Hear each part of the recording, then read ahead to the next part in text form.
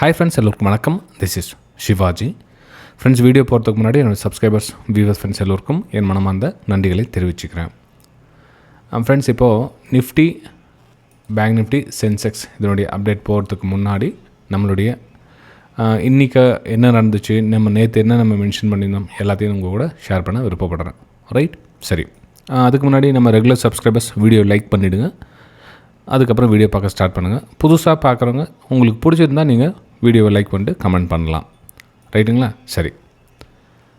இந்த 10 minutes strategy இன்றைக்கி form ஆச்சு ஃப்ரெண்ட்ஸ். சார், ஃபஸ்ட்டு இந்த 10 மினிட்ஸ் ஸ்ட்ராட்டஜினா என்ன சார் அது?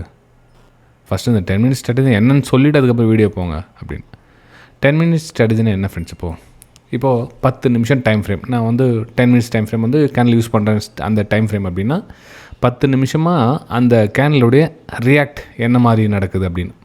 ஸோ இதில் பார்த்திங்க அப்படின்னா கிட்டத்தட்ட 95% செல்லர்ஸ் டாமினேட் பண்ணி க்ளோஸ் கொடுத்துருக்காங்க. அதாவது செல்லிங் தான் நிறைய நடந்திருக்கிறதுல. செல்லிங் ப்ரெஷர் ரொம்ப அதிகமாக இருக்குது. பையர்ஸ் அந்தளவுக்கு பெருசாக ஒன்றும் காமிக்கல, பவர் காமிக்கல. ஸோ இந்த மாதிரி டைமில் நம்ம அந்த 10 மினிட்ஸ் ஸ்ட்ராட்டஜியை அப்ளை பண்ணலாம். சப்போஸ் இந்த 10 மினிட்ஸ் ஸ்ட்ராட்டஜி ஒரு வீக்கு மாதிரி இந்த மாதிரி ஃபார்மேஷன் ஆகிடுச்சு அப்படின்னா இந்த இதில் நம்ம எந்த டிசிஷன் எடுக்க முடியாது. ஏன்னா மேலே செல்லர்ஸ் இருக்காங்க, கீழே பையர்ஸ் இருக்காங்க. 2 பேர் டாமினேட் பண்ணி புஷ் பண்ணுறாங்க. இவங்க இங்கேருந்து மார்க்கெட் புஷ் பண்ணுறாங்க, இவங்க இங்கேருந்து புஷ் பண்ணுறாங்க. மிடில் மாட்டிகிட்டு இருக்குது. நம்ம அந்த எந்த ஒரு ரெஸ்பான்ஸும் எடுக்க தேவையில்லை.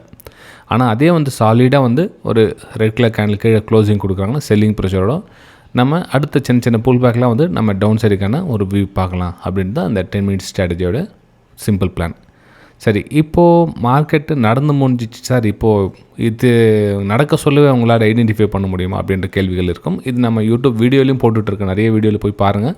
நிறைய தம்ப்நெயில் போட்டு அதே மாதிரி போட்டிருப்பேன். 10 மினிட்ஸ் ஸ்ட்ராட்டஜி உங்களுக்கு எப்படி யூஸ் பண்ணணும் அப்படின்னு போட்டிருப்பேன். நல்லா கவனிச்சிங்கன்னா தெரியாது. ரைட்டுங்களா? சரி, இன்றைக்கி பார்த்திங்க அப்படின்னா நம்மளுடைய ப்ரைம் குரூப்பில், அதாவது நம்மளுடைய வெபினார் ஸ்டூடெண்ட்ஸ் குரூப்பில் காலையிலே உங்களுக்கு மென்ஷன் பண்ணிட்டேன். எத்தனை மணிக்கு மென்ஷன் பண்ண அப்படின்னு பார்த்தீங்கன்னா தெரியும் உங்களுக்கு. 9:24, அதாவது 9:24 உங்களுக்கு மார்க்கெட்டு இந்த மாதிரி ரியாக்ஷன் ஆக போகுது. ஸோ இந்த இடத்துல இந்த மாதிரி நடக்க போகுது அப்படின்றத மென்ஷன் பண்ணிட்டு பாருங்க. ஸோ 9:24 நீங்கள் பார்த்தீங்கன்னா தெரியும் உங்களுக்கு. ரைட்டுங்களா? ஸோ 9:24 10 மினிட்ஸ் ஸ்ட்ராட்டஜி ஃபார்ம் ஆயிடுச்சு. சரி, அதுக்கு முன்னாடி என்ன நடந்தது? இது நான் கீழே வந்துச்சு. Target book your profit, close system mention பண்ணிவிட்டு ப்ரைஸ் ஓகே. ஆனால் அதுக்கு முன்னாடி என்ன பிளான் அப்படின்னு பார்த்தீங்கன்னா, அதுக்கு முன்னாடி என்னோடய பிளான் அப்பர் சைடு இருந்தது. அதாவது இந்த 10 மினிட்ஸ் ஸ்ட்ராட்டஜி ஃபார்ம் ஆகிறதுக்கு முன்னாடி, இந்த 10 நிமிஷம் கேண்டில் ஃபார்ம் ஆகிறதுக்கு முன்னாடி மார்க்கெட் இந்த 1 மினிட் 2 மினிட் 3 மினிட்ல மார்க்கெட் கொஞ்சம் கீழே இந்த மாதிரி மேலே மூவ் ஆகும் அப்படின்னு இந்த இடத்துல நான் ஒரு பையிங்கான பிளான் பண்ணி வெயிட் பண்ணிட்டு இருந்தேன்.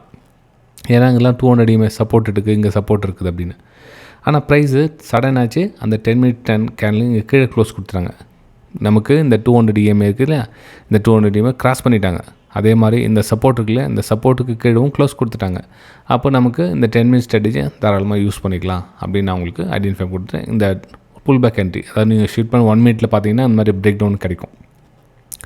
சரி, இந்த இடத்துல ஏன் சார் எக்ஸிட் ஆக சொன்னீங்க அப்படின்னா, இது சப்போர்ட், நெக்ஸ்ட்டு சப்போர்ட். இந்த இடத்துல மேபி இந்த இடத்துல உங்களுக்கு இன்னும் ஒரு சப்போர்ட் எடுக்கிறதுக்கான ஒரு வாய்ப்புகளாக இருக்கும். மேபி நாளைக்கு இந்த இடம் சின்னதாக மூவ்மெண்ட் ஆகலாம். அதை பற்றி நம்ம நெக்ஸ்ட்டு போகலாம், பேசுகிறோம். அதை பற்றி தான் பேச போகிறப்போ. ரைட்டுங்களா? சரி, இது இன்றைக்கி நடந்த கதை. இப்போது நெக்ஸ்ட்டு நம்ம இதில் என்ன சார் பிளான் பண்ணலாம், என்னென்ன எங்கெங்கே இருக்குது அப்படின்னு கேட்டிங்கன்னா, இப்போ நமக்கு ரெசிஸ்டன்ஸ் ஏரியா இருக்குது. அதாவது இந்த இடம் உடச்சி மேலே போனால் நமக்கு இந்த 200 EMA தான் பார்த்தீங்கன்னா ரெசிஸ்டன்ஸ் ஏரியாவாக ஆக்ட் பண்ணும். அதாவது இதெல்லாம் பார்த்தீங்கன்னா இந்த சப்போர்ட் ஏரியாலாம் உங்களுக்கு பிரேக் டவுன் ஆச்சுல இந்த இடம் இப்போ ரெசிஸ்டன்ஸாக ஒர்க் ஆகும். ரெசிஸ்டன்ஸாக ஒர்க் ஆகிற இடம் எப்படி எந்த மாதிரி ரியாக்ட் பண்ணுது இடத்துல அப்படின்னா, ப்ரைஸ் இந்த மாதிரி ரிஜெக்ஷன் ஆச்சுல இந்த மாதிரி ஒர்க் ஆகிறதுக்கான வாய்ப்புகள் இருக்குது. மேலே கொஞ்சம் மூவ் ஆகிட்டு மேபி கன்சல்டேஷன் மாதிரி ஆகிறதுக்கான சான்சஸ் இருக்குது. இந்த இடத்துல கன்சல்டேஷன் ஆகிட்டு அதுக்கப்புறம் பிரேக் அவுட் நடக்குதா, அதுக்கப்புறம் லோவில் ஃபார்மேஷன் பண்ணி கீழே வருதா, ஃபர்தராக நம்ம வெயிட் பண்ணி பார்க்கணும் இந்த ஏரியாவில். ஏன்னா இந்த ஏரியாவில் என்ன மாதிரி ரியாக்ட் பண்ணுது மார்க்கெட்டு, சைடுவேஸ் மாதிரி மூவ் ஆகுதா, இல்லை மேபி இந்த இடத்துல இந்த மாதிரி ஆகுதா அப்படின்னு நம்ம வெயிட் பண்ணி தான் பார்க்கணும் இந்த இடத்துல. ரைட்டுங்களா? சரி, அப்போது இந்த நாளைக்கு ட்ரேடிங் செஷன் என்ன சார் பண்ணலாம் அப்படின்னா, நாளைக்கு ட்ரேடிங் உங்களால் முடிஞ்சால் அந்த 200 EMA கிட்ட என்ன மாதிரி ரியாக்ட் பண்ணி கணிக்க முடிஞ்சால் நீங்கள் ஒரு ஹையர் ஐ ஃபார்மேஷன் பண்ணி பிரேக் அவுட்டுக்காக வெயிட் பண்ணலாம். ரைட்டுங்களா? ஸோ இங்கேருந்து ஒரு 40-50 பாயிண்ட் 1:2 டார்கெட் ஃபிக்ஸ் பண்ணிவிட்டு வெளியே வரலாம். ஏன்னா ட்ரெண்ட் லைன் இங்கே ஃபார்மேஷனாக கூட உங்களுக்கு மேபி அந்த இடத்துல வர்றதுக்கான சான்ஸ் இருக்கும். ஸோ அந்த ரிஸ்க்கு கொஞ்சம் 1:2 அந்த ரிஸ்க் எடுத்து அப்பர் சைடுக்கான பிளான் பண்ணி வெளியே வந்துடலாம் அப்படின்றது என்னுடைய தனிப்பட்ட கருத்து. உங்களுக்கு என்ன தோணுதோ நீங்கள் அதை செய்யலாம். உங்களுடைய நாலேஜ் கொஞ்சம் ஆட் பண்ணுங்கள். ஆட் பண்ணால் உங்களுக்கு ஒரு பெட்டராக உங்களுக்கு ஐடியா கிடைக்கும். அது நீங்கள் அப்ளிகபிள் பண்ணிக்கலாம். ரைட்டுங்களா? சரி, இதில் இன்னொரு விஷயம் கவனிச்சிங்கன்னா, இன்றைக்கி காத்தால நான் உங்களுக்கு சொல்கிறேன், இந்த பாட்டம் சைடு பிரேக் டவுன் இருக்குல்ல, இதுவும் வந்து கன்ஃபர்மேஷன் எடுத்துக்கலாம். ஸோ இந்த ட்ரெண்ட் லைன் பிரேக் டவுன் ஆகிடுச்சு அப்படின்னு. ரைட்டுங்களா? சரி, இப்போது அதே மாதிரி டாப்பில் நீங்கள் கனெக்ட் பண்ணிங்க அப்படின்னா நமக்கு ட்ரெண்ட் லைன் வந்து இந்த மாதிரி ஆங்கிளில் வருது.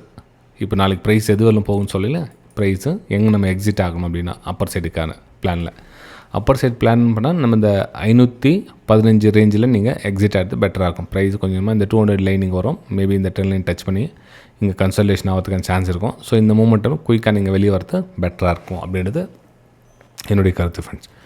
ரைட், சரி, நெக்ஸ்ட் நம்ம பேங்க் நிஃப்டி பார்க்கலாம். பேங்க் நிஃப்டியில் என்ன சார் பிளான் பண்ணியிருக்கீங்க அப்படின்னா, பேங்க் நிஃப்டியில் ப்ரைஸ் கொஞ்சம் கொஞ்சமாக மேலே மூவ் ஆகிட்டுருக்கு. இப்போது எந்த இடம் நமக்கு சப்போர்ட்டாக இருந்தது அதெல்லாம் வந்து ரெசிஸ்டன்ஸாக ஒர்க் ஆகிட்டுருக்குது. எந்த இடம் சார் நமக்கு சப்போர்ட்டாக இருந்தது அப்படி பார்த்திங்கன்னா, இது வந்து ஃபஸ்ட்டு நமக்கு சப்போர்ட்டாக இருந்த இடம் வந்து ரைட்டு.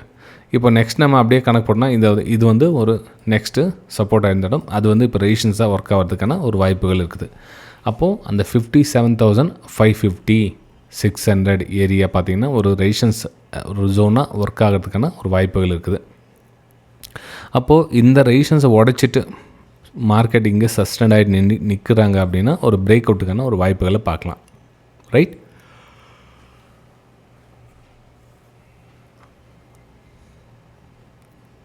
இங்கேருந்து ஒரு பிரேக் அவுட். அப்போ பிரேக் அவுட் நடந்தால் நமக்கு இந்த ஏரியாவில் 1:2 நம்ம கேட்ச் பண்ண மாதிரி இருக்கும். ரைட்டுங்களா?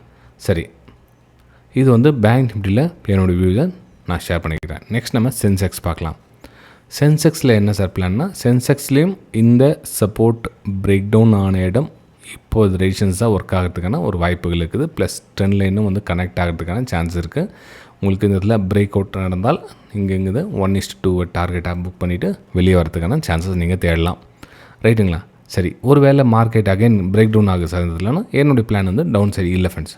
ஆக்சுவலாக இன்றைக்கி டவுன் சைடு மூமெண்டம் கேட்ச் பண்ணியாச்சு. நாளைக்கு டவுன் சைடு மூமெண்டம் கேட்ச் பண்ண முடியுமா அப்படின்னா என்னுடைய பிளானில் டவுன் சைடு இல்லை. ஏன்னா எனக்கு டவுன் சைடு வந்து சேஃப்டி அப்படின்ற மாதிரி தோணலை. அதனால் நான் டவுன் சைடு பிளானில் எதுவும் நான் இப்போதைக்கு பிளான் எதுவும் இல்லை ஃப்ரெண்ட்ஸ். என்னுடைய பிளான் என்ன, வெயிட் பண்ணி ஒரு பிரேக் அவுட்கான ஒரு வாய்ப்புகளை பார்க்கலாம் அப்படின்றது என்னுடைய பிளான். ஸோ அதுதான் உங்களுக்கு சொன்னேன் இல்லையா, மேலே ரெசிஸ்டன்ஸ் ஏரியாவில் நம்ம வந்து ஐடென்டிஃபை பண்ணலாம். 78,350 370 380 அந்த ரேஞ்சில் நீங்கள் ஒரு டார்கெட்டாக புக் பண்ணிவிட்டு வெளியே வரலாம் அப்பர் சைடில் சென்செக்ஸில். ரைட், சரி ஃப்ரெண்ட்ஸ், இந்த வீடியோ உங்களுக்கு பிடிச்சிருக்க மறக்காமல் உங்களுடைய கருத்துக்களை கீழே கமெண்ட்ஸில் தெரிவிக்கலாம். அட்லீஸ்ட் லைக் பண்ணிவிட்டு நெக்ஸ்ட் நீங்கள் போகலாம், அடுத்தடுத்த வீடியோஸ் பார்க்கலாம். புதுசாக வராங்க மறக்காமல் உங்களுடைய கருத்துக்களை கீழே தெரிவிக்கலாம்.